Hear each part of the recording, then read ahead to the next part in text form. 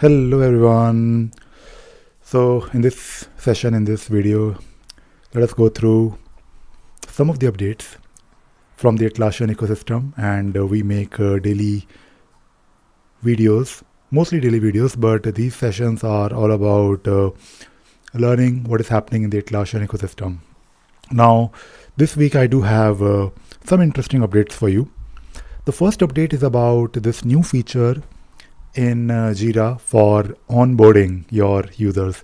Now, onboarding users in Jira has always been as simple as just simply adding a user in Jira, and that is it.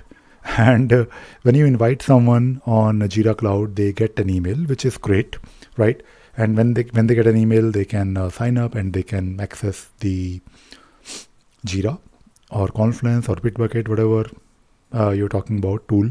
But there is no proper onboarding, or there was never really a way to make it a bit more personal or a bit more welcoming for the users, new users.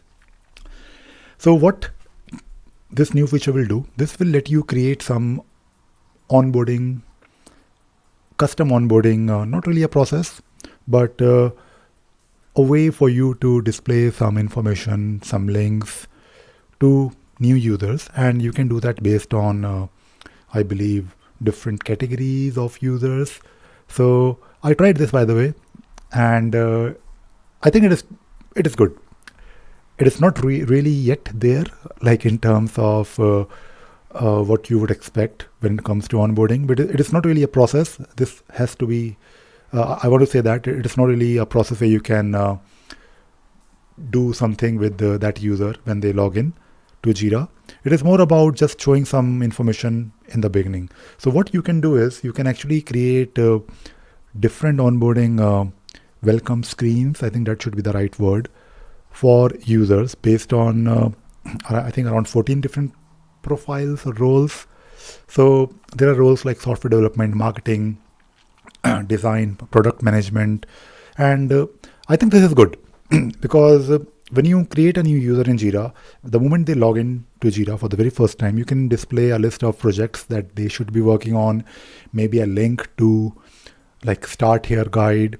So at least they have some place to go. Usually when you add a user to a tool, they are usually lost. And it is not really a Jira problem, it is basically a problem with all the tools, right? And especially for those in those cases where a new person joins in, and you have to guide them, you have to help them with the induction, right? So there are so many things that you need to do with a new hire. And I think in this case, because people are working remotely, they are working from their home, and these days there are a lot of companies where there is no induction, like a typical old-fashioned induction process. They just give them a laptop and okay, your email address is this, start doing something online, right? But when you want to add someone to Jira, you can display these links. Maybe it can be as simple a link. It could be as simple as a link to their company portal, but at least they have a place to go in the beginning, right? So this is nice. I like this. And the way it works is you go to your Jira instance and and by the way, you need to be on premium or enterprise plan.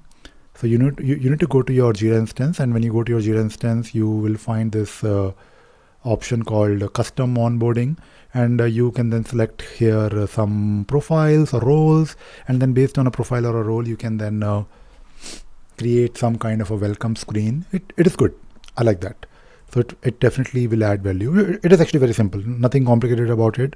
So I would say just give it a try, and I think in near future this will become a normal thing to do.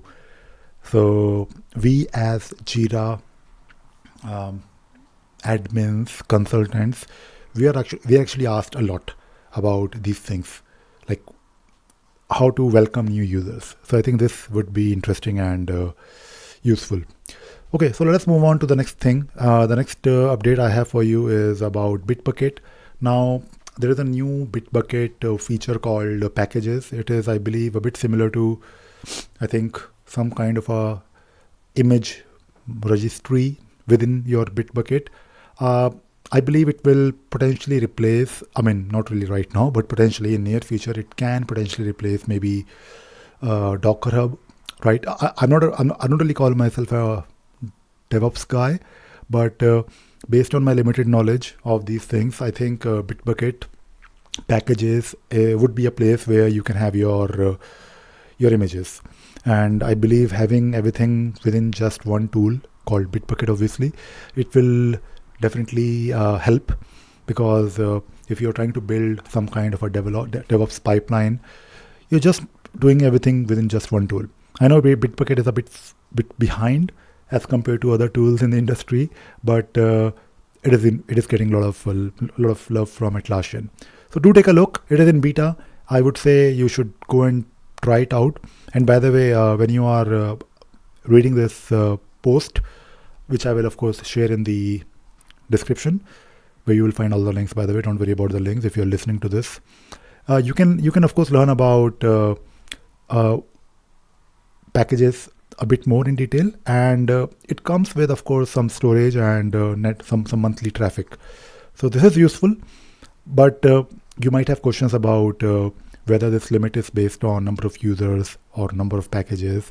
I believe it is just a total limit, but if you want to learn more, or maybe if you have more questions, you can actually go to this link called Bitbucket Packages. You can of course learn more about it, but even on the original post, you can see that people are actually asking questions. Overall, the response is positive, so I believe people are welcoming this new update, new feature in Bitbucket called Bitbucket Packages. So yeah, something that we need to revisit maybe in near future, and definitely people will Bitbucket users will have some feedback on this. Okay, so from time to time, Atlassian ask people for feedback, and if you have something to add, something to maybe tell Atlassian about a specific feature or something that you use, you can actually take part in their internal study. Atlassian is now looking at users for sharing how they use automation. I think most of the pro users or Jira admins, they use automations, and automations are of course great, right? Especially for someone who is coming from Jira data center background, and if you have always been doing scripting, automations will definitely give a lot of. It has already given us a lot of power, but there are of course limitations. There is a limit of what you can do. I personally use automations for doing simple automations, right? When it comes to something a bit more complex, sometimes you can use automation rules to build some complex automations, but it is not really manageable. When something goes wrong, you can't really debug easily. You can't really do troubleshooting, and it can be a bit annoying, because all you're doing is you're just working on this UI where you have to drag and drop different components, and it works nicely. And yes, we have smart values, we have lookup tables, we can do iterations. It's great. We can make web calls. And by the way, if you are trying to learn automations and you're not really sure, I have made plenty of videos on automations. Like, I have a free course. If you go to my website ravisagar.in, and if you click on Mastering Jira Cloud Automation, you will learn a lot. You can learn a lot. And these videos are of course not really recent videos, but they're all relevant. So if you are trying to learn automations but not really sure how and where to start, of course, you can follow these videos. But of course, if you have been using automation rules and you have something to share, I think Atlassian will try to get feedback from you. And I think they will also pay you $100 worth of gift card, which is not bad. So I'm actually thinking of doing this. So I mean, I would love to get $100. No, not pounds. Sorry, $100, 100 USD. Okay, so yeah, just wanted to share this with you. All right, the next update I have is about scenarios in Rovo automation, Rovo app. Now, I shared recently, I think it was last week, that Atlassian has added the option to have scenarios in the Rovo app or agents. Now, we tried Rovo internally. I think it is promising. We, of course, are looking at more use cases, and we are always trying to figure out how we can implement Rovo for solving problems for our clients based on, of course, our experience. And when we tried Rovo agents for the very first time, I think we liked the idea, but we were not really sure. We were not entirely sure how useful these agents could be. But recently, I noticed that Atlassian has added the option to have scenarios. So basically, you can do some kind of if and else. So basically, you can do some kind of scenarios where you can say that if the user is asking about a specific thing, or maybe series of things, or maybe you can have like multiple sentences, then you can do something, right? You can basically show some information. You can probably take the user to a specific place, right? Or you can suggest maybe something else. So this is not possible because now you can have scenarios like if this, then do that. So use these scenarios to make your Rovo agents a bit more useful. And in this post recently, Atlassian shared few examples. So I think this could be useful. And as I mentioned before, we are also trying to evaluate and figure out more use cases. And in the next few months, or I guess for the next few years, I think we will be doing a lot of Forge. We will be sharing a lot of Forge related content, of course, on Jira Cloud. Unfortunately, there won't be any Jira Data Center, so I don't really think I will be making a lot of Jira Data Center videos now. But who knows? I mean, maybe Atlassian will change their mind. I don't really think so, but I think in the next few years, starting from now, I think we should be focusing on Jira Cloud, because that is the future. Unfortunately or fortunately, that is for you to decide. Okay, so this is about the scenarios. The next update I have for you is this event, Atlassian's Brain for Smarter Teams. This event is an in-person event happening on 19th of October in Visakhapatnam. And this event is all about Rovo. So you can definitely join this event if you're near Visakhapatnam, or you will be in Visakhapatnam on 19th of October.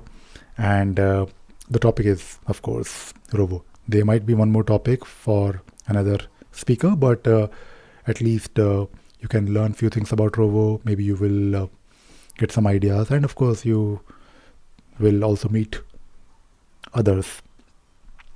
Okay, so yeah, this is about the update, and there are a couple of other things that I want to talk about very quickly. We recently talked about workflows. We actually made a video, and we also talked about when we should be using conditions, and when we should be using a different workflow for those cases where you want to dynamically hide a transition in the workflow. Now, in workflow, we of course have a way to add conditions, and when you add a condition, you are basically saying that if this condition is not true, then don't let the user make this transition, but they can still see the transition. So the thing is that when you have a process, and in that process you want to do a lot of things, like you have multiple steps involved, that process will be same for everyone based on the issue type, right? So you can't really have 2 workflows or 3 workflows for the same issue type. But what you can do is you can have like a common workflow, which is a bit more complex than usual workflows, but you will let the user take certain path based on some conditions. So you're not really hiding a transition, but you're letting user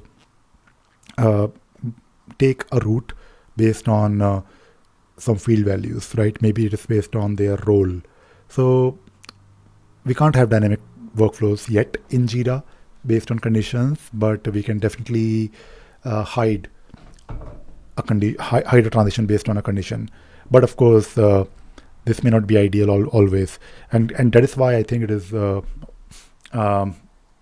advisable to always hire a consultant if you think you need to rely on a process and that process is really important for you for compliance purposes. And I think just have 2 workflows and 2 issue types in your project, but that may not be applicable always.